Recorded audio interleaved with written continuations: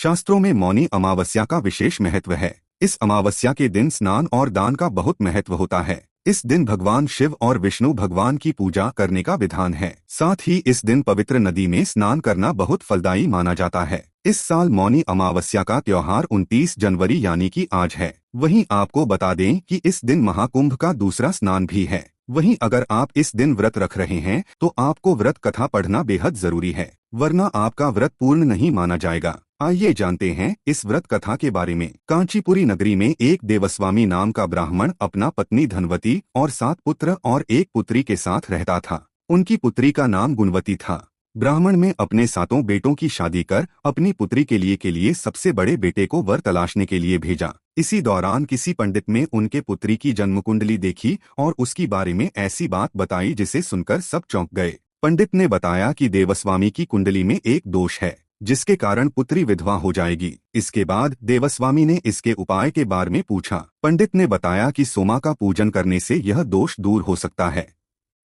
पंडित ने सोमा के बारे में बताया कि वह एक धोबिन है और सिंहल द्वीप में रहती है।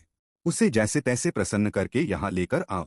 इसके बाद देवस्वामी का सबसे छोटा पुत्र अपनी बहन को साथ लेकर सिंहल द्वीप जाने के लिए सागर तट पर गया। दोनों सागर पार करने की चिंता कर एक पेड़ के नीचे बैठ गए। जिस पेड़ के नीचे वह बैठे थे उस पेड़ पर एक गिद्ध का घोंसला था और उसमें गिद्ध का परिवार रहता था। गिद्ध के बच्चे दोनों की बातें ध्यान से सुन रहे थे। जब शाम को घोंसले में उन बच्चों की माँ पहुंची तो उन्होंने भोजन नहीं किया। बच्चों ने माँ से कहा कि पहले नीचे बैठे उन 2 प्राणी को भोजन कराओ और उनकी समस्या का निवारण करो। यह वचन लेने के बाद गिद्ध के बच्चों ने भोजन किया। अगले दिन गिद्ध की मदद से दोनों भाई बहनों को सिंहल द्वीप पहुंचा दिया गया। वहां उन्हें सोमा का घर भी मिल गया। दोनों भाई बहनों ने सोना को प्रसन्न करने के लिए एक योजना बनाई। वे दोनों नित्य प्रात उठकर सोमा का घर झाड़कर लीप देते थे। इससे हैरान होकर एक दिन सोमा ने अपनी बहुओं से पूछा कि घर को कौन बुहरता है और लीपापोती करता है। सोमा की झूठी प्रशंसा पाने के लिए उनकी बहुओं ने कहा, हमारे अलावा यह काम कौन करता है। लेकिन सोमा को इस बात का विश्वास नहीं हुआ और उसने अपने मन में ऐसा करने वाले को खोजने की कसम खाई। सोमा ने सुबह जल्दी उठकर देवस्वामी के भाई बहनों को लीपापोती करते हुए पकड़ लिया, जिसके बाद सोमा के पूछने पर उन्होंने सोमा को पूरी बात बता दी। सोमा उनकी श्रम साधना प्रसन्न हो गई और घर उचित समय पर उनके घर पहुंचने का वचन दिया। मगर भाई ने अधिक आग्रह पर सोमा उनके साथ चल दी। घर से चलते समय सोमा ने अपनी बहुओं से कहा कि मेरी अनुपस्थिति में किसी का देहांत हो जाए तो उसका शरीर नष्ट मत करना और मेरा इंतजार करना। यह समझाने के बाद सोमा कांचीपुरी पहुंच गई।